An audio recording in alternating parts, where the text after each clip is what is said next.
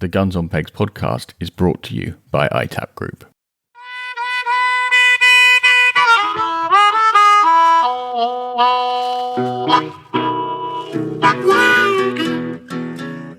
Hello and welcome to the Guns on Pegs podcast. It's George Brown in a dark Hampshire. It's Avian in a very sunny but slightly chilly now Cornwall.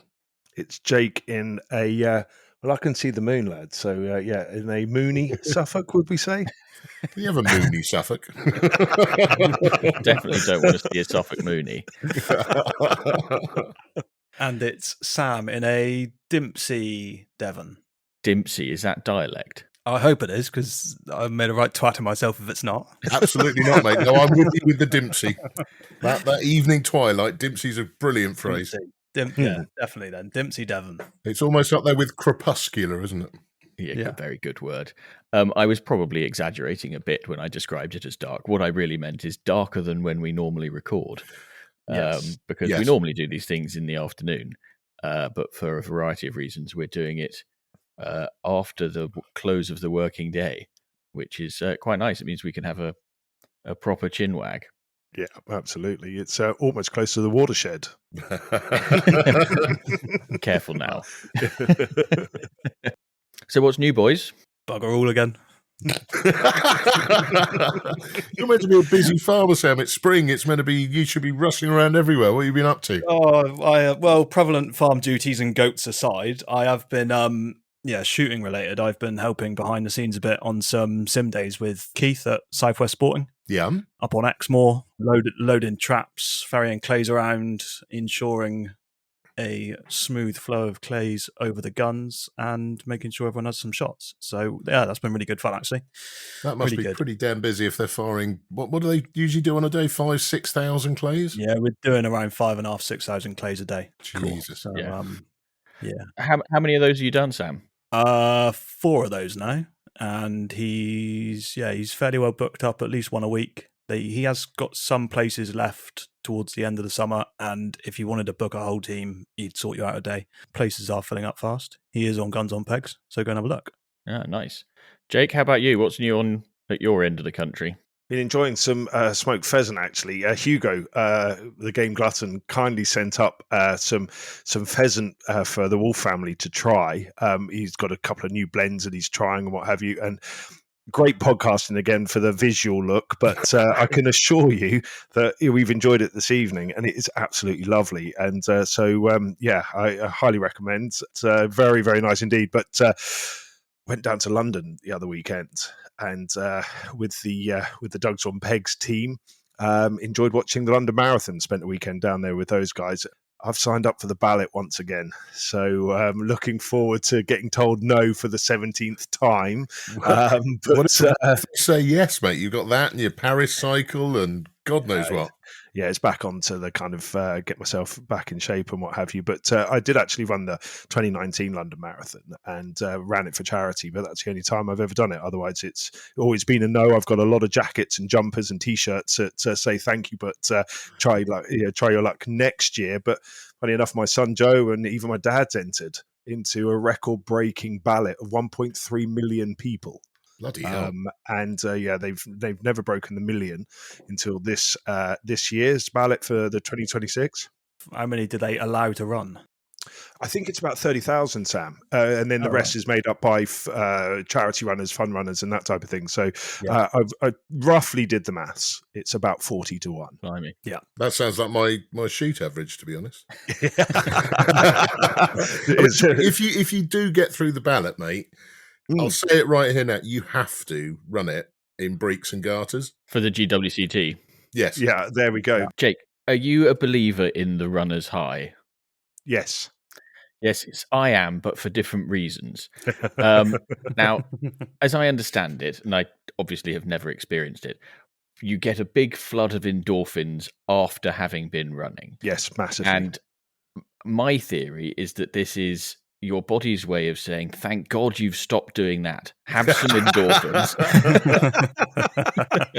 If only that were true, because every time I finish, I find myself looking for the next one. So unfortunately, it's not true. But it was one of those where being told I was a chubby kid at school and what have you. And those school bullies who are like, you'll never run, you'll die by the time you're 40 with a heart attack and everything like that. And, you think, oh, actually, yeah, they weren't wrong in my 20s. I was probably pretty close to smoking 40 fags a day and drinking and partying. But then as I've got older, I've really enjoyed that whole kind of exercise, I guess the health benefits and what that gives you, clears your head, as we get a bit more into working life and what have you. It's been really, really good fun. I've thoroughly enjoyed it. But Mr. Dogs on Pegs himself has also signed up to the ballot. Blimey. So we were stood on the start line, and it was hard not to kind of get swept up with just the emotion of London. And just a great weekend.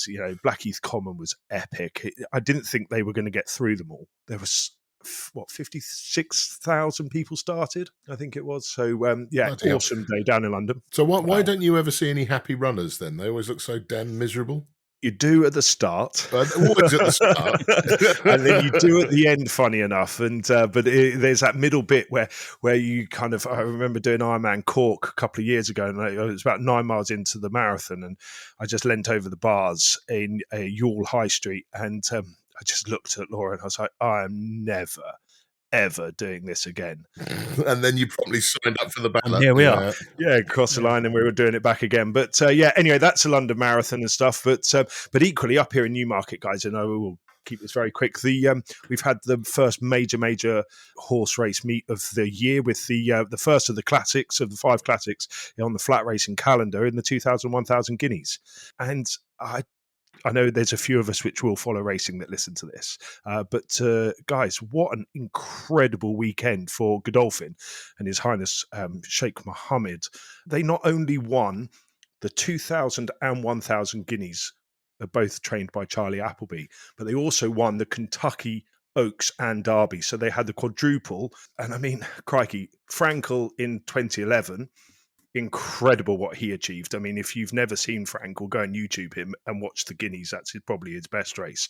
But now with Ruling Court, Desert Flower landing both the Guineas and Sovereignty and Good Cheer sweeping up in the Kentucky Derby and Oaks, I think we're witnessing another era of dominance, guys. And what a weekend for racing it was. It was so any of these horses, as it were, your offspring, Jake? No.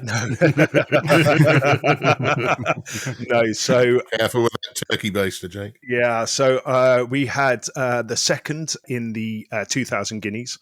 And at that level, it was arguably jockey error. The best jockey won the race because both the horses were incredibly good and well poised against each other.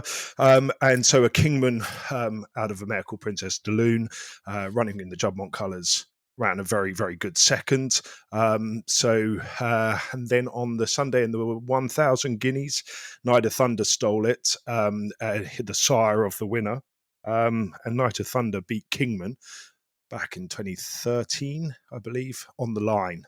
In the 2,000 guineas as well. So it's heating up Godolphin Juddmonte, that wonderful old rivalry and stuff like that. So it's going to be a great season. And keep an eye out. Royal Ascot, Epsom Derby and Oaks, all that type of stuff. Glorious Goodwood. Guys, there's going to be some really good horses on the track this season. Very cool. Avian, how about you? What have you been doing? Well, I think Jake and I live clearly very, very different lives. I've been out clay shooting a couple of times, so I've been releasing clays into the wild willy-nilly. I had a super day fishing down at the Arundel Hotel with fellow Garter member Ben. They've got a little lake there for the guests, and we managed to take a few out, which is absolutely great fun. First time I've cast a fly in anger for many years. Oh, nice. It was a little bit like whipping a greased pig with a pool cue to start with, but I got a little bit of rhythm back before it started to fade towards the end. Have you ever whipped a greased pig with a pool cue? That would be telling. The winters in Cornwall are long, dark, and rather lonely, so I'll leave it at that. Clearly. But it absolutely tipped it down. So if nothing else, we put our wet weather gear to the ultimate test. But that was bloody good fun. And then it's down the chute. Obviously, we've kept it a little bit quiet. We've kept away whilst the birds are nesting in the woods. So keeping my hand in, I've started my own sunflower nursery on the wall in the back garden. So we're going to try and grow some sunflowers. I bought the cheapest ones I had in the garden centre, so no idea whether they're the giant ones or the small ones or the red ones or whatever. But if I can keep the spaniels and the slugs off them, we'll be transplanting them in a week or two. Oh, great. How many have you got? You're going to need a few. Well, I've got two. Well, we've only got a windowsill sort of size cover crop anyway, but I've got 240 in the round.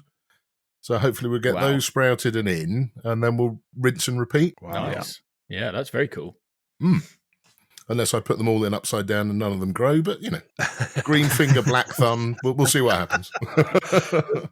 That's going to provide some excellent cover crop, and also provide food for the wild birds over the winter, isn't it, Ave? I mean, what a great idea! And that's awesome. That's it. I mean, like I said, we're only a small little group of people. We haven't got much machinery. We haven't got an awful lot of space, so we're going up there not this Saturday, coming the week after.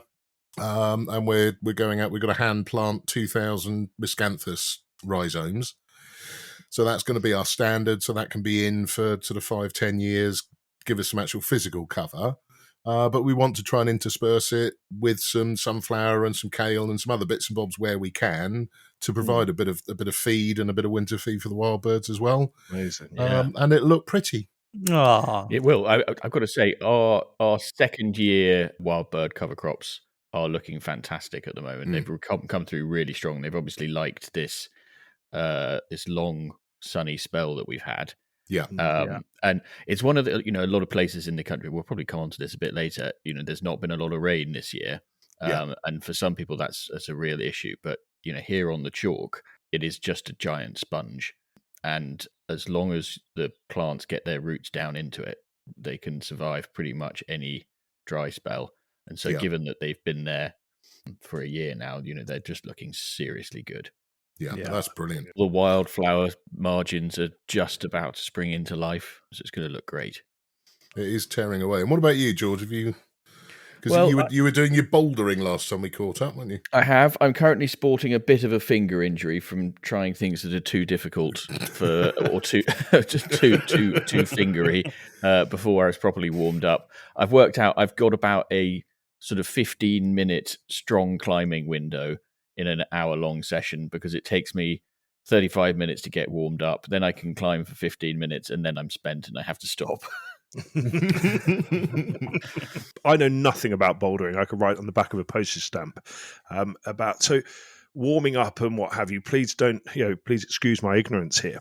You have to do a bit of cardio first. Is it strength and S&C work? I mean, how would you warm up and get ready for a session? You know my views on cardio, Jake. Yeah, that's what I mean. That's what I'm getting at here, George. Generally, what I do is I start off just doing some super easy ones that, and just try and do them. A lot of it's just about getting everything moving, getting stretched more than anything else, and warming your fingers up. Fingers are the most common injury in climbing, obviously, and people's pulleys go ping quite often. So that's the main one to think about, and just getting moving, doing some nice easy ones, thinking about your footwork. So it's as much about warming up your brain as it is, and getting yourself into a climbing mindset as it is. I'm sure professional climbers probably do all sorts, or but high level climbers, which I'm very much not, do all sorts of warm ups and dead hangs and cardio and all the rest of it. But in a limited time window, it's a question of just getting some laps in on some easier ones, and then moving on to some of the more challenging stuff. Yeah, and with your heart rate, where do you see your heart rate? Do you follow your zones, and is that probably a bit too kind of cardio for you? And I don't even know what you just said. George, Claire very generously bought us one of those digitally operated treadmills the other day, and a friend of mine looked at me askance when I told him and said, "Oh, wonderful! How many clothes does it hold?" You're not wrong there. But no, apart from, been doing some more climbing, which has been really nice, taking the kids a couple of times as well. My parents' grass tennis court is in operation now, so we've had a couple of nice weekends playing on there. The swimming pool is up and running. My parents' swimming pool's up and running, so the kids have been splashing about. I got a good layer of sunburn base burn last weekend, which is nice. Excellent. Yeah. But I suppose the most shooting relevant thing, the most relevant to this podcast, is that in a rare fit of organisation, Chris and I have actually recorded the next episode of the Guns on Pegs podcast. Shut the front door, you haven't. That is organised. I know. I mean, it was by accident, but we've done it. And it's a really cool episode, a little bit different, slightly different format, but two really cool guests. So I'm going to leave it at that. Leave it hanging. Excellent. Yeah. No, we'll look forward to that one. Good. Right. So let's all have a drink. Let's start with the boring one first. Jake, what's that you're drinking? Non-alcoholic. So, gentlemen, I am on a ghost ship, an Adnams ghost ship, a local brewery, and but it is the alcohol free. Well, it's 0.5%, but even my old liver and ramping it up a bit there, Jake. Yeah, no. Careful, Jake. But yeah, it's a really nice drop, and I mean, if I was drinking, I'd have a ghost ship anyway. You know, it's a good one. I'll tell you a quick story with I was at a works Christmas party a few years ago, and looked over at the bar, and it was actually at the Rolling Mile racecourse, and they said, "Sir, what would you like to drink?" I said, "I'll have one of those ghost ships, please." "Are you sure?" I said, "Yeah, I love a ghost ship. Yeah, let's have one of those." So anyway, 3 or 4 of those in, I'm happily away. We're kind of like getting ready for dinner, or just being taken through. Everyone's laughing and joking. I'm saying to Laura, "God, what a great, lovely atmosphere," feeling a bit of the buzz. And the lady just tapped me on the shoulder and said, "Sir, I'm ever so sorry, but you've been drinking non-alcoholic all evening." I was sobered up like that. The placebo effect took a hold, and I was like, "Oh, I better get a Doom bar quickly and make that 2 Jaeger bombs." But yeah, no, it's a refreshing pint and perfect for this evening. So yeah, not too bad at all. Sam, what are you on, buddy? Because it's the evening, and I feel like I have to make up for Jake's 0.5%. I'm starting with a Moorland Brewery Old Crafty Hen, which is a firm favourite of mine. And if I do make my way through that, I've got a bottle of Moretti Sal de Mer. Is that right? I don't know. It's got salt. Sale di mare. Oh, thank you. Salt of the sea. Salt of the sea. Which is also very nice. What we'd actually say would be sea salt, wouldn't it? Yes. Yeah. And then if I drink both of those, I have got a bottle of Ardmore open, so I might join George on the whiskey, if he is indeed on whiskey. Well, Sam, you're absolutely correct. I haven't had a whiskey on the podcast for a while. And Mrs. Brown has gone off for the weekend on a girls' trip. So I'm flying solo. And ahead of the next 4 days of torment and toil, I thought I'd get my retaliation in early, so to speak. And I've got a glass of...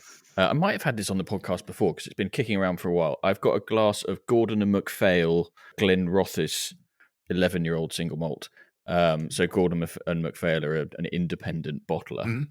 And they buy casks from different distilleries and then do their thing to it and sell them independently. And it's a very, very nice drop. And I'm sure I've said this on the podcast before. Actually, I had this on the podcast before because Glenrothes, the Rothes beat of the Spey is the next one downstream from Arndilly, where I fish in the summer.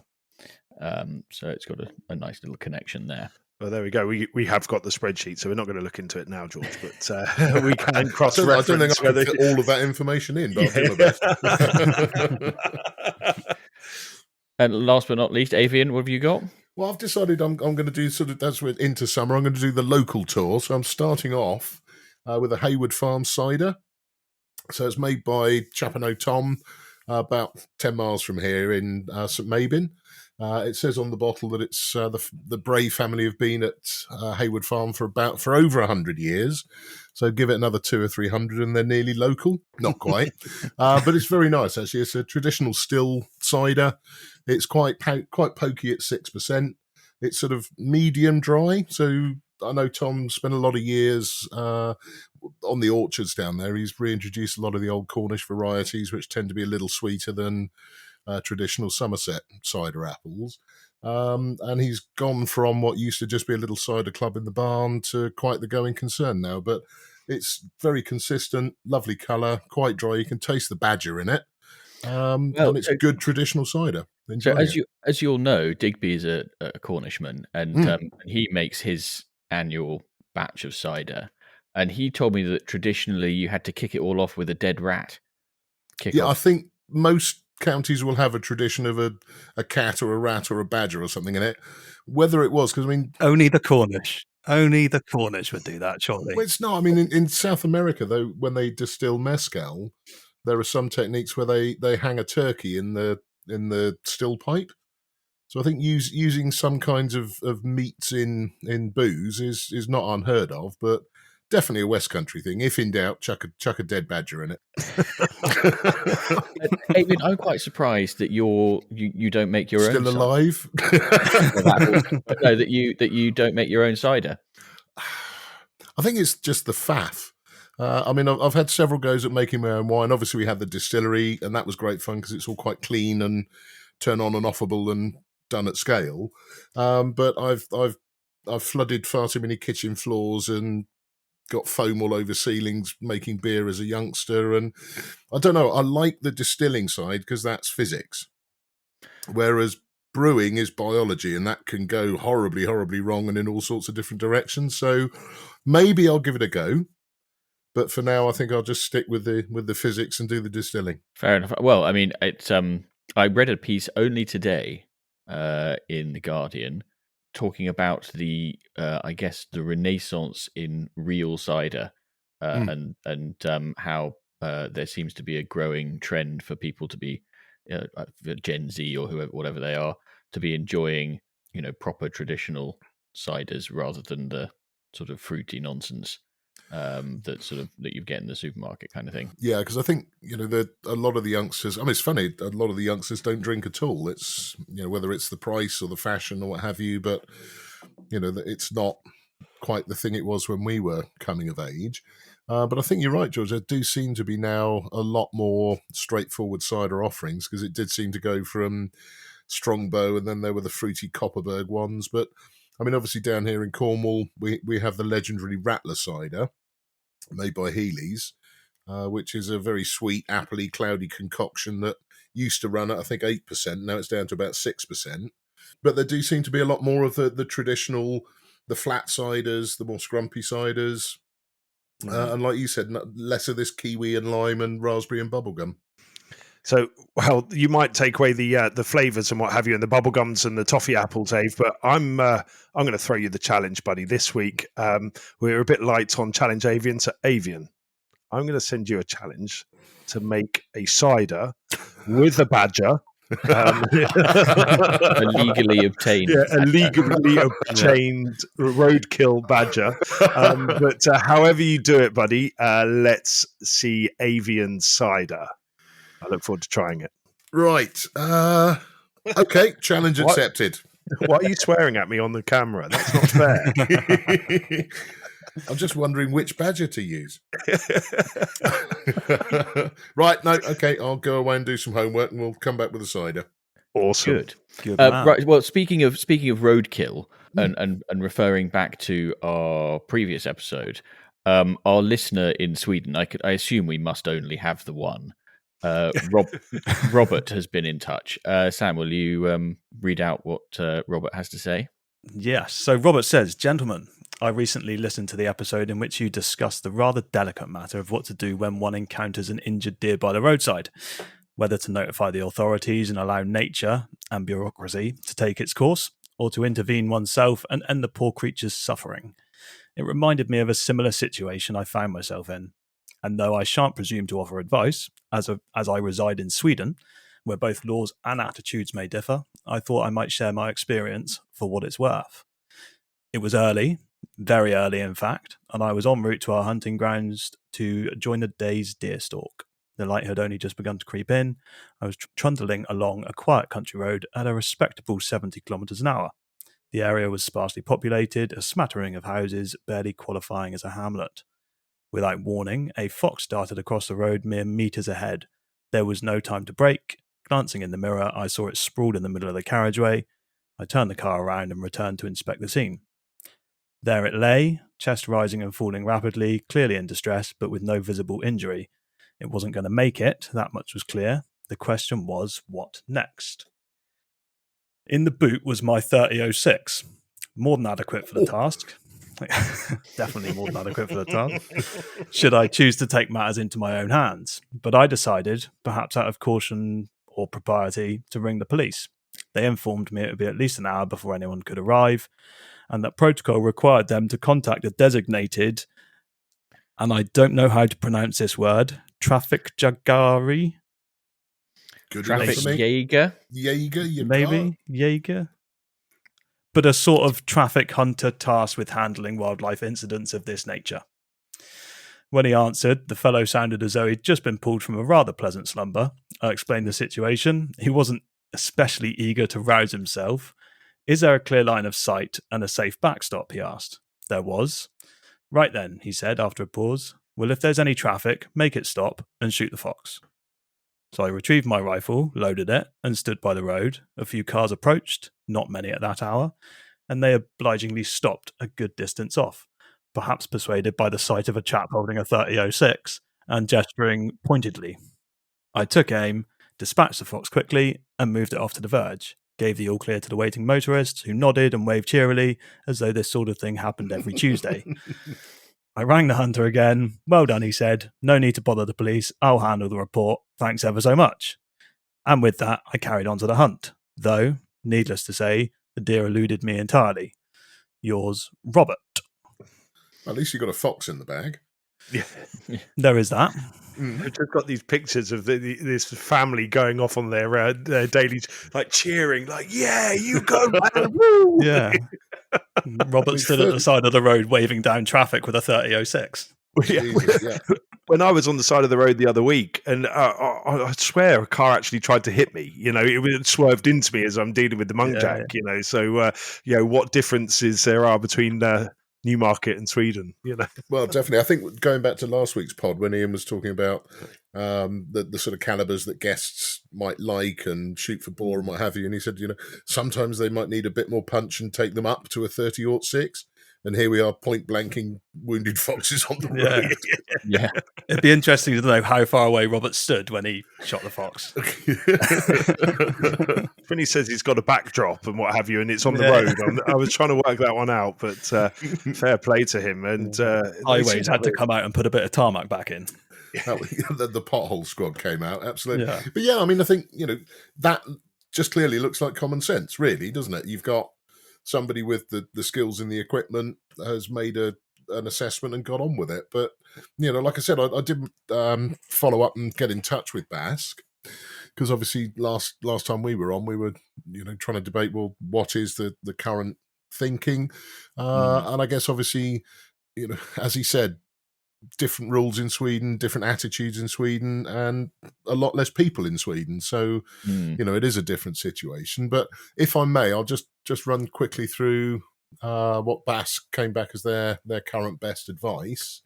So if you encounter an injured deer, your first priority should be to contact the police and report the situation. Each force will have their own process or procedure in dealing with such a situation.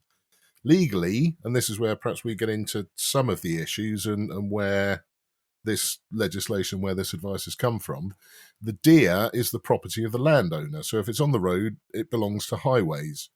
And any action involving a shotgun or firearm on the highway must be approved by the police. Similarly, if a deer stays on or goes on to an adjacent field or wood, then landowner permission must be obtained. Taking matters into your own hands without police involvement could lead to serious consequences, including the seizure of firearms and the revocation of certificates, something obviously no responsible shooter wants. When using firearms on or over rights of way, you must do so without committing the offences of trespass with a firearm or possessing a firearm and ammunition with the intent to endanger life, which is Section 16 of the Firearms Act 1968. It is an offence without lawful authority or excuse to discharge a firearm within 50 feet of the centre of the highway, and in consequence of which a user of the highway is injured, interrupted, or endangered. That's Section 161 of the Highways Act. If considering dispatch on welfare grounds, use another method, e.g. a blunt instrument, you must be absolutely certain that it will be quick and humane, causing no additional suffering. If there is any doubt, it is always best to wait for the police to arrive and handle the situation appropriately. Carcasses on the side of the road are the responsibility of the Highways Authority or the local authority, who should be informed. So that's pretty black and white, isn't it? It is. Yeah. There's a bit that I hadn't thought about, though, which is that the deer is the property of the landowner. Yes. So even if you decide to use a humane dispatch method such as a blunt instrument, if you haven't got the permission of the Highways Authority, you're poaching. Yes. Yeah. So it's phone the police. End of story. It's just phone the police and leave it be. Absolutely. Yeah. It's either that or you've got to try and get the injured deer into the back of your truck, take it to your permission, get it out, drag it 50 yards out into the field, and then you can dispatch it. I think it's easier just to buy some venison off you, isn't it, sir? It would be, yeah. Yeah. Do you want to give us the website? They sent me a link to the BAS site about obviously deer collisions with vehicles and humane dispatch. The police, you can, as part of your DSC, you can then go on and apply for a humane dispatch ticket. And you will then be on a list with the police, and they will call you out to attend to incidences, and you will then have additional training. Because, obviously, even if an armed response unit come out, their weapons aren't really suitable for dispatching large animals. Very true. And they haven't got the skills and training. So, but I think for all of us, sad as it is, and obviously it goes against your first impulse, which is to do the decent thing.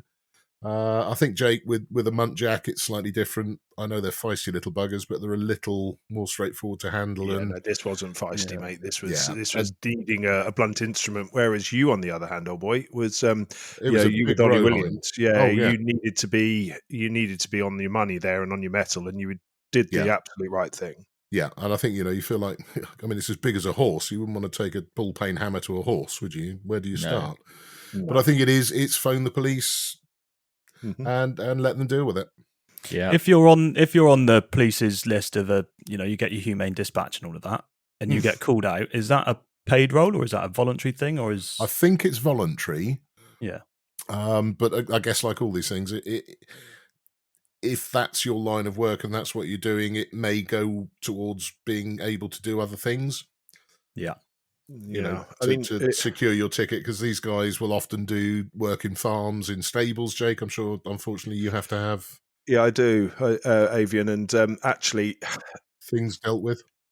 Maybe it's something that humane dispatch should be taught to the gamekeepers that are going through the colleges, and then they leave college with a dispatch. I don't know. I've never done it. I'm throwing it out there. Yeah, right. You have to go into it eyes wide open, because you will be bound to respond to antisocial hours call-outs, and it could be quite traumatic, because deer are big things and other things could have happened in the accident. But I think to everyone listening, the message has to be very clear, especially this time of year. We're into deer crossing roads a lot. I'm sure, George, down your way, the fallow are moving around quite a lot now. Yeah, I mean, we're absolutely overrun with road deer. They're everywhere. Yeah. So yeah, exactly. But I think if it happens, contact the police, go about your business, and let them deal with it. Indeed, sound advice. So moving on then, chaps. What did you guys think of the chat we had, Chris and I had with Ian the other week? I thought it was what an interesting chap, to have worked in all those houses, and to be working on that gun where the winners of the award winners. The sort of the Avengers Assemble. Yes, that's how I think of it. I just hope they call it Thunderbolt, and but I would love to see that. I wonder, is it going to be ready for gun makers? I don't know. But yeah, a really interesting guy, and equally the bit about their new app style. Ian and his wife of Rachel, they've come up with this really good app, and I can assure you guys, it's been good for me lately. I was going to ask if you're on it, because you keep on getting banned from Instagram. You keep getting banned everywhere else. It's ridiculous. What have you done this time? No, all I've done is just post a picture of what we get up to. It's the other day I had a picture taken down of Laura kissing Florence, and it was depicting alcohol and marijuana abuse. What the heck? honestly, just to clarify, Florence is your daughter, not one of the dogs. Florence is our 9-month-old daughter. Good. And but I've had. But let's be a bit serious here. When it comes to social media on Instagram, I don't really use Facebook, and style has come along at a really, really good point in social media. Now, I understand that through the atrocities that happened in New Zealand and in the colleges and the high schools in America that have gone on to live Facebook feeds, and it's pretty horrific. And I get what they've done. They've blanketed any sign, and it is an AI bot. I have looked into it a little bit, but I get to a certain point in trying to speak to someone in Meta, and it just goes flat. So if anyone out there really does know about these community guidelines, please get in touch. Why is it that you seem to get banned all the time, Jake? And I don't post as many things as you do, but I post things to do with shoot days, and my Instagram's got pictures of people shooting and things like that on it. And I've never had anything picked up on or banned or a slap on the wrist or anything.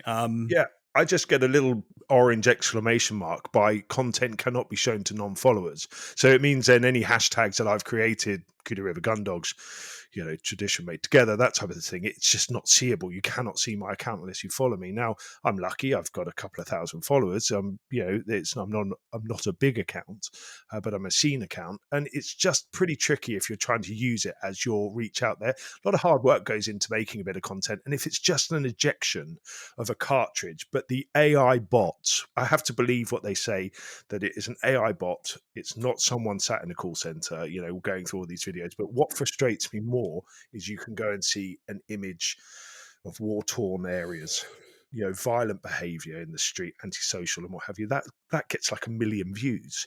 Girls beating each other up outside schools and stuff. And you're like, but then I've put on something which is safe.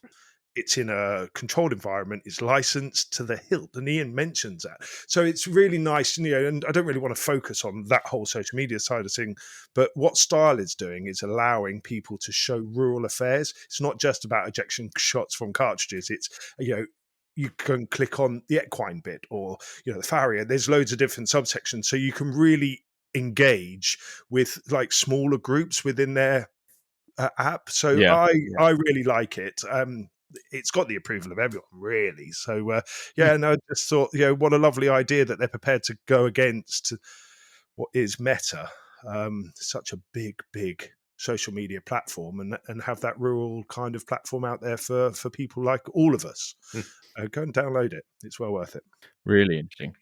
But it does seem bizarre that, Ian was struggling to advertise his business, and it may just be the way that I see it, but I follow Beretta, let's say, on Instagram, and I can see pictures which are adverts from them all the time. There's a picture of their new sporting shotgun. There's a picture of their new pistol that they're bringing out, obviously not for over here, but in the States or whatever. And that all seems to be, they're a business selling firearms, and that's all coming through to tens, if not hundreds of thousands of followers. So I think when they get to their account, Sam, they're let's say they're 50,000 followers. Yeah, they don't need to be shown to non-followers because the brand is. You're going to go and search them and type the full name in. If I'm following them, I'll see it anyway. That's exactly it.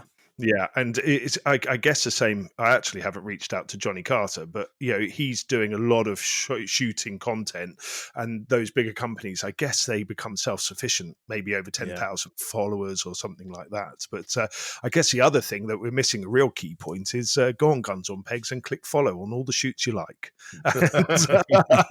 and then you can get updates galore that way, and it's just a lot easier, and I don't have to use it anymore. So go and hit follow on Kudu River Gun Dogs. But it is frustrating because you do spend a bit of money and time in your advertising, and it's getting a photographer in, and everyone enjoys those kind of ejection shots, shoot day string shot pictures. It's depicted what is, but I guess maybe we're going to go on and talk about how we are seen and how we communicate ourselves, and is that actually communicating a level response and showing ourselves in the right light, George, you just highlighted. Like we've said before, though, I think that, us seeing a picture of people smiling in the field and cartridges ejecting out of a gun, to us looks like one thing, but to someone not involved in any sort of game shooting will look completely different. Very true. So yeah, I suppose in a way, it only going to your audience sometimes is probably a good thing. Yeah, well, that kind of brings me on to sort of the wider topic that I thought it'd be interesting just to have a little chat about, which I suppose is this idea of communication. And the shooting world, the countryside world, is quite good at talking to itself. I think maybe, here we are sitting on a podcast aimed specifically at other people who shoot, talking about shooting and associated things. It's best will in the world. This podcast is not being listened to by people who haven't got an interest in shooting. The challenge that I think that we have is to find ways of communicating with people outside of this space. And I think it applies across so many things. And I think one of the interesting ones, I mentioned earlier on, it's been dry. I don't know if you've noticed, it's been dry. And what comes at this time of year with dry weather, it's been windy. What happens? Fires happen. Yeah. And ultimately, it must be reasonably close to you guys, this Dartmoor fire, which is the most recent one that's been making headlines. It seems to come down to a problem of communication as to how these things happen or how these things aren't prevented from happening. So, yeah, first of all, Dartmoor, how close are you guys to it? I'd be 40 miles, I suppose, as the crow flies. Yeah, Dartmoor's a fair bit north from us, but we're on the edge of Bodmin Moor, running into Dartmoor and on up to Exmoor. So, we've had 5 or 6 incidents of smaller contained fires on Bodmin Moor. There have been a couple of fires in some wildlife reserves. There's suggestion that maybe we have a resident firebug who's getting his jollies that way. But yeah, I think the Cut Hill fire, I can't remember, George, was it 500 hectares, 1,200 odd acres went up in smoke? A big chunk. Yeah. Big chunk. Worst one in 5 years up there, I think, isn't it, on Dartmoor? But they're all over the country now, aren't they? And it I don't know, to your point, how do we communicate? Well, I think fundamentally the people who've managed this land for generations, for hundreds of years, in probably the last 5 or 10 years, have just been sidelined, poo-pooed. You don't know anything. I've got a degree in this, that, and the other. We know best. And these chickens are coming home to roost now, aren't they? Even in the Guardian's report, they were talking to the commoners, and the commoners were just saying, this rewilding and the stopping of the grazing and the not allowing us to cold burn in the winter to remove some of this fuel stock has led to this situation. And, you combine that with, we've had this dry weather. What do people do? They go to the supermarket, grab themselves a disposable barbecue and go have picnics. And they set fire to the wildlife or the wilderness, or, it's a casually tossed aside cigarette, or they just want to build a fire, or they're just idiots. Yeah. But this fuel load has been allowed to build up over the last years, and that turns it from what could be a small manageable incident into a major outbreak. And I can't think of a worse time, early May, for 1,200 acres of moorland to go up in flames. Yeah. All the animals are in the breeding prime, the birds are nesting, and it's ripped through it. The thing that I would like everybody who's listening to think about is, we as a rural community, for want of a better phrase, we sort of think we know the answers. What we have obviously failed at is communicating that to the people to whom it needs to be communicated, whether that is to people who are out there lighting barbecues in an unsensible way, or whether it's the people who have the power of decision making about how much grazing there ought to be, or about burning, cool burning, that kind of thing. So, I don't have the answer, but I think it's a thing that, we need to look at and work out why it is that these messages are not getting to where they need to get to.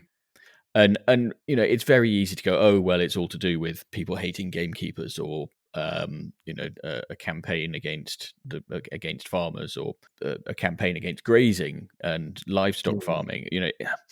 I don't know if that's true, and I guess the problem with that argument is that it closes down any possibility of doing anything about it. Do we need to be looking at something, George, where almost like back British farming, we come in as a complete countryside and start marketing the countryside? I think that Dartmoor's got to be an example for us to use. There's a lot of things to do with fuel load, controlled burning, and then a controversial topic when you get into North Yorkshire and Scotland over grouse shooting, because they'll say, they're burning all of this so that they can shoot grouse. As far as I'm aware, there isn't any grouse shooting on Dartmoor. So it kind of, it removes that argument, and we go, right, why was there such a massive fuel load that could wipe out 1,200 acres in 2 days on Dartmoor?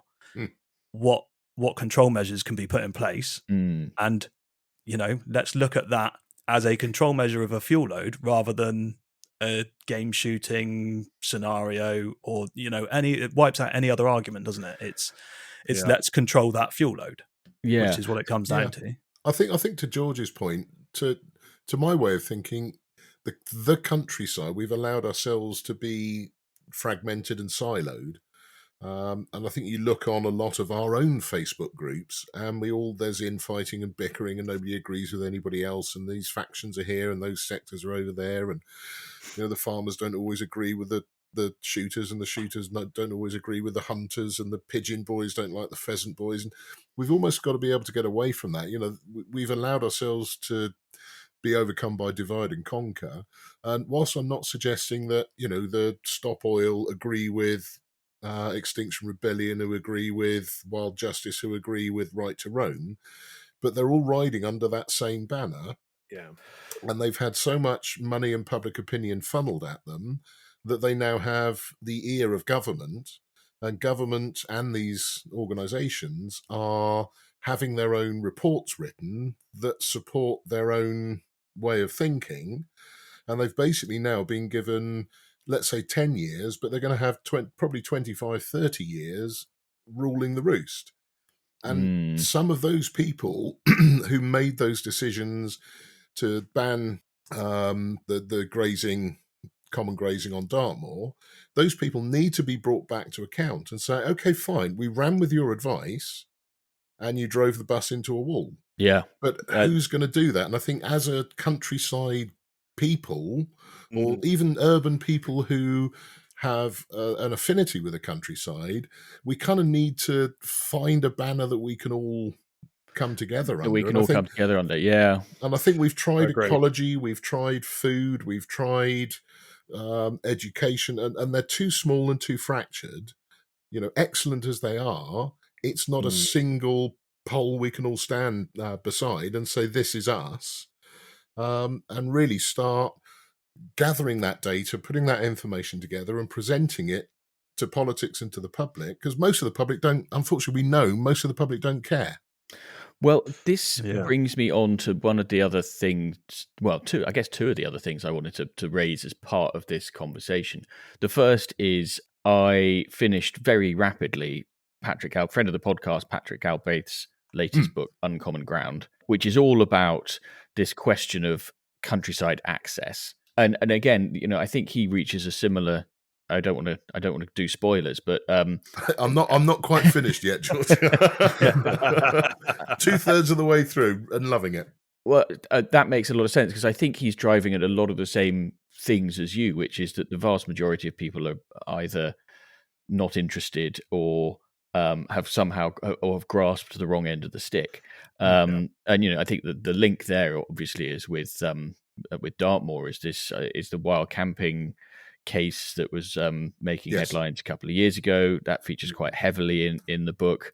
And Patrick's argument is, if you really wanted to do stuff for wildlife, what you would mostly do is not go into the countryside.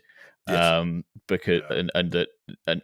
he's taking a good close look at things like the Right to Roam movement and the various other access campaigns that exist, and takes a really close look at it, and I think from a reasonably open-minded starting point, but I think he quite rapidly comes to the conclusion that it's not really got all that much to do with a love of the countryside or a love of nature, and has got other motivations. And that's the bit I'm going to keep mysterious for you. But what I would say is, anybody who hasn't hasn't got that book yet. It's very good. It's got Patrick's sort of typical acidity to it in places. There's an absolutely brilliant line where he goes to a very early on, I'm not giving too much away, he goes to a London meeting of the Right to Roam movement. Yes. And I'm going to butcher the quote now, but it's something like, it was a very diverse crowd in that there were representatives of nearly every Oxbridge college there. And if you get the audiobook, which I'm listening to at the moment, you get Patrick saying it, and you can almost hear that kind of that wit, that Galbraith kind of kind of humour behind him and what have you. It's certainly a good listen. It's available on Audible, and they're very good. But it is good. Well, I think that the interesting bit that I'm getting from the book, obviously, the politics of the right to roam and how it's been presented as something that it probably isn't. There is, in a lot of these things, there's sort of that. I mean, class war is a bit trite, but it's sort of class war. It's that envy. And I think for those of us who get the opportunity to go into the countryside, we don't go there and think, well, I'll just do what I want now. Lord so-and-so owns this. And, that there's some kind of an understanding that none of this happens by itself. And I think when he was talking to the Crofters was it on Harris? Mm-hmm. And they were saying that, ideally they'd have a communal group who manage the land and look after it. But they totally understand that if they had that, decisions would never be made in time. And there isn't a wellspring of money from outside of that bit of land to allow these things to occur. So, it seems to be that class war has drawn people to it, and that it's quite easy to say, look at those people over there, they've got loads of shiny things and you haven't, and we're here to try and get you those things, without actually really showing their hand, and that's not really what it's all about. Well, and I think one of the other arguments he makes is that actually people have got quite a lot of access. And that possibly they have, in certain places they have too much access. If good outcomes for nature is what you're after, and that very neatly leads me into the other topic that I wanted to talk about, which is, Hugo's going to get 2 mentions in the podcast today. Hugo, aka the Game Glutton, he has recently been away on one of another friend of the podcast, Tarquin Millington Drake's Moorlands Matters events, which you guys will know. Chris and I had the opportunity to go on last year. Frank from Guns on Pegs was there this year as well, as were 1 or 2 Scribe Hounders, some of whom are also involved in putting on the events. And those events are... they're Tarquin's attempt at doing some of the talking to, well, not so much talking as showing, I think, people who may not have an understanding about how grouse moors are managed and about the positive impacts that they have, trying to communicate with people outside of this world, but not through telling. And I do think that there is possibly this problem that we have of talking to ourselves and putting very nice pictures up on Instagram and writing very worthy articles in the various organs that we have available to us, but they're not being seen by people outside the community. And Tarquin's dream, I know, is to get the likes of RSPB and the wildlife trusts and these kinds of people onto a grouse moor in the spring to see the waders and the black grouse and all this sort of stuff. I think it's got to be done, and I mean, today, I think it's definitely, I think it's today, wherever we are, whenever we're recording, it's Sir David Attenborough's 99th birthday. And I think we as a group, we need our own David Attenborough, don't we? We need somebody who can show all these wonderful things to people who aren't aware of them in such a way that they buy into it, because I think the problem is you get RSPB to go along and look at it. It doesn't suit their fundraising agenda, and it doesn't suit the political agenda of the people at the top of it. They could see it, but they wouldn't publish it.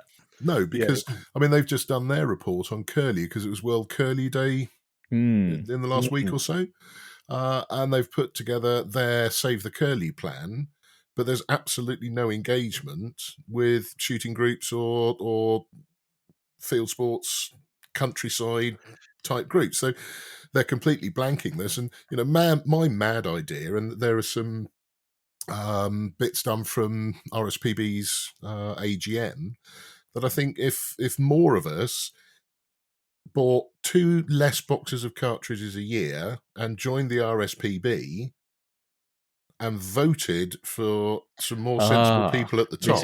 This is your government capture idea. This is my it's the American Christo-fascist right-wing view, which is infiltrate at the bottom. but in a sensible way, it's really trying to dilute the extremist views that seem to be heading up these organizations, and skewing it away from sort of common sense from the bottom end users. And whether that's, National Trust are going down that route, and then that knocks the energy companies, and they think they've got these big membership bodies who all agree with them. But the number of times I hear it, that you've got the lead of RSPB saying one thing, and they're encouraging their wardens to put cages around lapwing nests and turnstone nests, so they're safe from predators. Well, crows now have learned that anywhere there's a cage, there's probably a nest.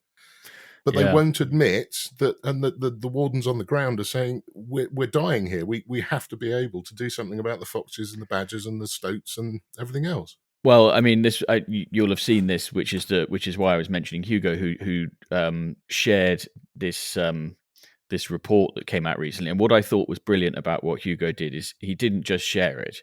He said, if you're watching this, you're probably, on my side of this debate. Yeah. I want you to send it to 3 people who have nothing to do with shooting.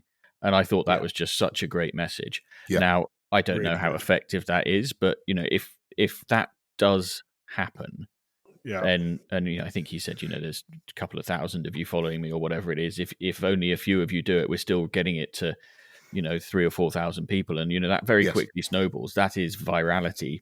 He's obviously trying to kickstart it a bit, but that kind of thing can have an impact. And that that study is pretty eye-opening. It's brutal. You can't ignore it, can you? No, I mean, because I think that was up in Northumberland, wasn't it? Yeah. We should probably give a few details. Okay, well, so there was an area that they did intense work and removed all the majority of the predators, and predator numbers were tightly controlled, and ground nesting birds and game bird numbers were quite tightly counted. It was then left for 10 years after predator control had ceased, and they went back and did the survey again, and these were some of the numbers. So foxes had increased by 78%, corvids had increased by 127%, black grouse were deemed locally extinct, red grouse decreased by 71%, golden plover down 81%, snipe had decreased by 76%, curlew decreased 24%, but lapwing were down 58% on the recount. So,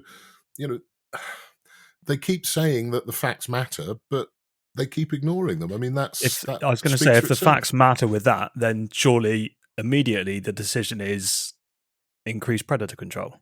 Yeah. Yeah. Well, and Richard Prideaux, another friend of the podcast, also 1/3 of. Are we calling them a rival podcast? I don't think we are. No, they're rural. They're the premier rural. We're the premier shooting. Not rivals, they're rural. Negus is very rural. Did anyone hear he's got a book out? And no, it does. Probably not worth it. But so Richard Prideaux, who was on this Moorlands Matters event as well, he came back and he posted a couple of days later. He posted a really, really good reel, which you can still find on his Instagram, and he concluded that by saying, because Richard, he's not a driven shooter, he's not a grouse shooter. He comes from the sort of mountaineering and that kind of world first and foremost. So he does have quite a balanced view on it, even if he falls on, slightly to one side of the fence. But he concluded that video and he said, if biodiversity matters, outcomes have to matter more than opinions. Yeah. And I think that is such a brilliant way of putting it. Yes. And he recorded a bunch of content up on the Moorland Matters event, and that's out on the Countryslide feed, which I highly recommend. It's really good. It is good. Yeah. And I just think that it is so. I guess this all comes down to accountability, right? I think there is something in what you say, Avian, about this kind of why aren't we members of the RSPB? And I guess people would feel maybe uncomfortable about giving money to an organisation that seems so vehemently. The trouble opposed. is, it would still be run from the top. Excuse Avian's. I don't want to say the bottom up, but it would still be run from the top down, wouldn't it? As a member, even as a lot of members, you'd have a voice. You'd be surprised how few people vote at AGM for the board. Yeah, and yes, it would take some years to change it, but change can only come from within. You can't, and at the moment we're two isolated silos.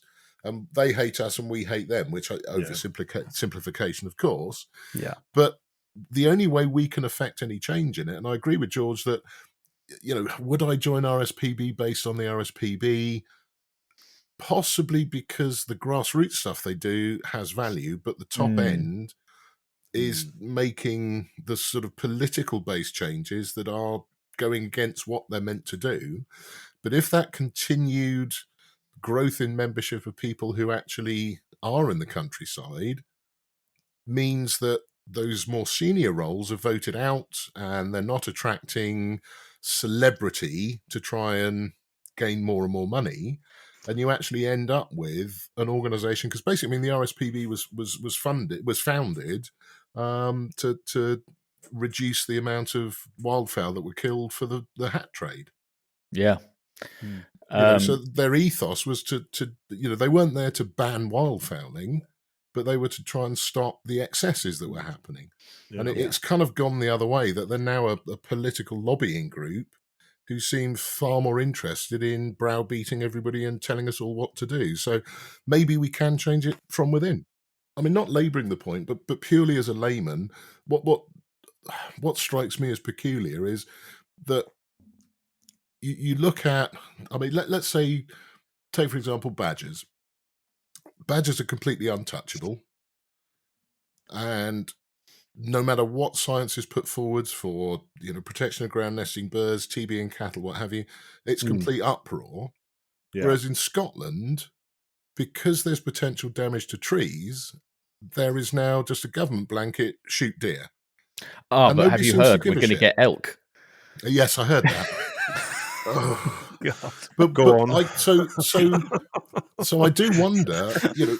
Deer are fluffy animals, and badgers are fluffy animals. But why has the government will to eradicate deer not met with the sort of anti-activity that any talk of a badger cull brings? Badgers must have cuter eyebrows. I'll tell you why. It's because trees trump badgers. So is this the ecology top trumps that we're trying to play? Exactly. Here? Yeah, it's a hierarchy. Trees first, then deer, then badgers. I was going to say, and badgers need to be used for avian cider. So absolutely, this is pure self-interest. There we go. Very good. Well, it's a really interesting conversation, and I think there's lots of. I do get the sense that things are shifting. Yes.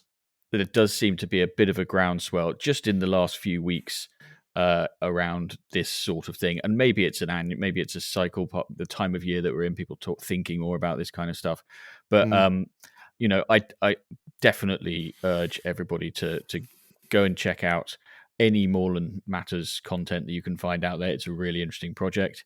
Yeah. Definitely go and dig out that study that we've been talking about. Mm-hmm. Share that with people who you think might be interested.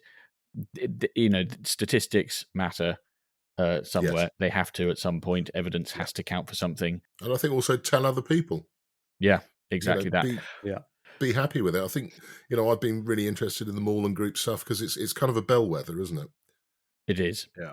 And I think it's something, as Jake said, you take away the grouse, ignore that part of the argument. And as Sam said, Dartmoor doesn't have organised grouse shooting. Well, that is the perfect. These guys people have meddled. It's gone wrong. Yeah. Pay attention. Yeah. And, and Rich Prideaux says on the back of his Moorlands Matters podcast on Countryside there, he's not actually interested in shooting grouse. He just doesn't want them never to be there again. And I actually got hold of him after I listened to it, and I was like, actually, thank God someone's saying they're not that bothered about shooting it, but what's going into it and the benefit ecologically, everything that goes behind it, it's just superb. And none of us want to see the last fox. None of us want to see anything being on our watch. No. But unfortunately, guys, we look at the stats. As Georgia just said, I know we're all agreeing with each other, but I think we all feel so passionately about this. And George, you must be seeing it, but I think we're all feeling it. There is a shift in this, and we're all talking. So, and the other thing is, I think that farmers, although they've just had the SFI rug pulled out from under them and all this other stuff, I get the impression that there are more and more farmers who really care about this stuff as well. Yes, and it's about the will to keep going. I think that's the real challenge, and I do think that there is definitely common ground to be found, and I just hope we can find it. But it's all been a bit serious for the last 20 minutes. It has. So should we talk about some fun stuff? The second ever Grand Day Out segment. Who's going to kick us off? Jake. So the Grand Day Out is we look on Guns on Pegs and we look for something under £1,000, whether or not that is for a whole team of you, or that's an individual peg, or it's something completely different that you've never done before, and what have you. It's one of those where it is what it says, a grand day out, and you can really enjoy those opportunities to go and see some of the really nice shoots that do offer these things if you look for them on Guns on Pegs. So go and have a look. Now, I've had a little look, and I felt a bit sparse over on this side, but I did find someone, and I say this side being east side, but I did find something over west side, and and it is the Ballincombe Sporting. Guys, this is a really, really nice shoot. You'll be hosted in beautiful East Devon by Gareth and his wife, Sam. The dates, they've got a few dates. 16th of October was the first one that came up. It's 135 bag, pheasant and partridge, just 689. It's open cover crop. It's woodland drives. It's locally sourced produce used in the field for 11s and the farmhouse roast lunch. And, there's loads of photos on Guns on Pegs. Guys, for £689, it looks amazing. They've got over 400 followers on Guns on Pegs.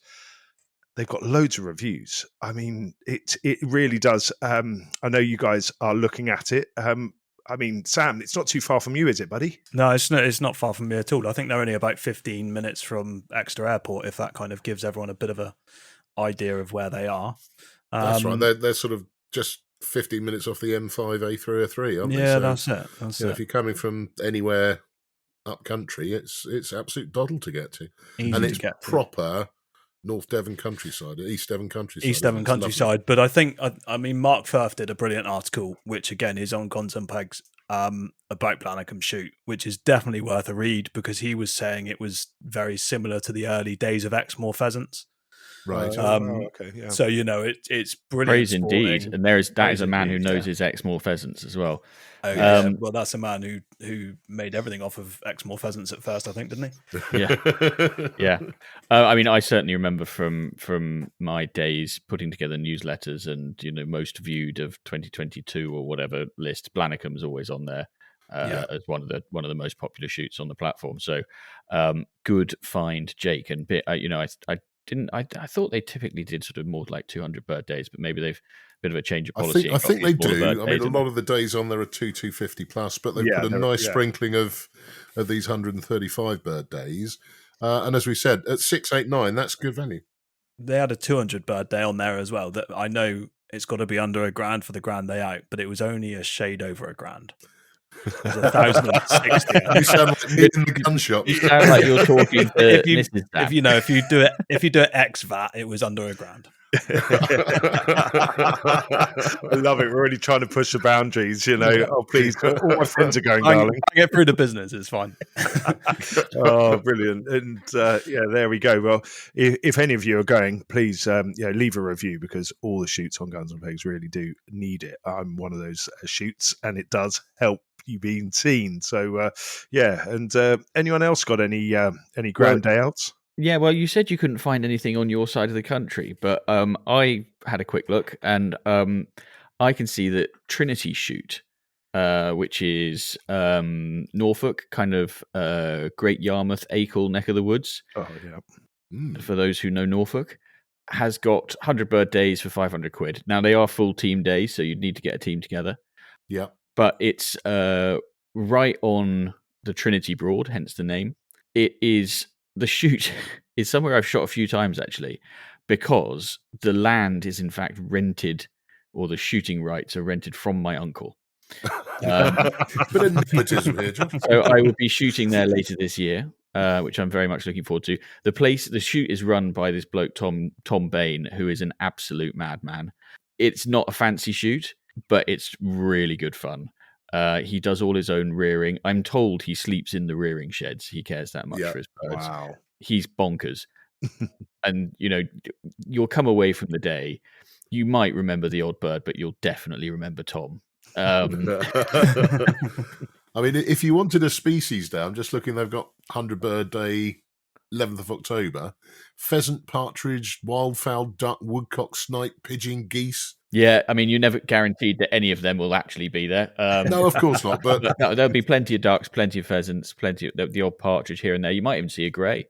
Certainly, we've seen woodcock. I've seen snipe. We've been just walking from drive to drive across a I think it's probably stubble turnips. It might have been knackered sugar beet. But snipe getting up in front. They're definitely all there.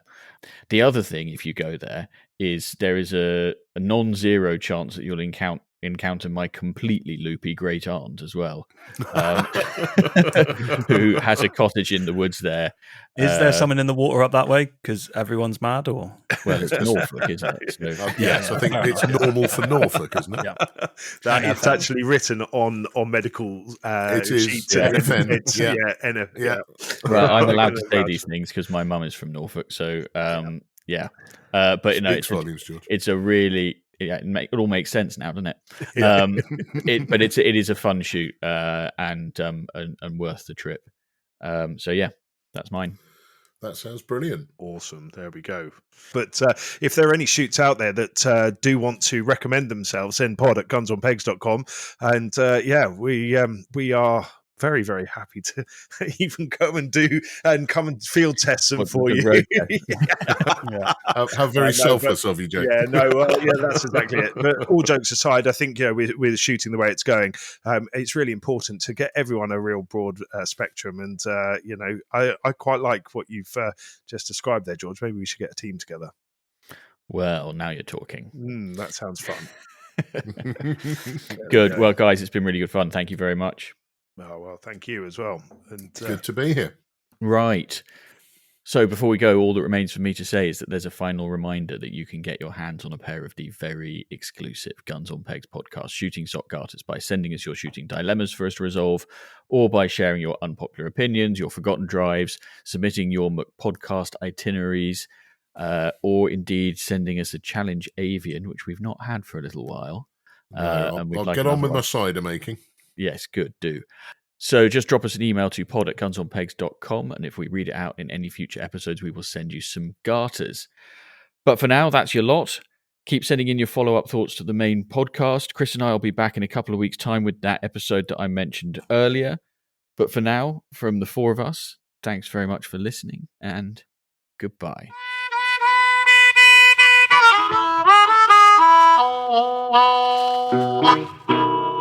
Wow.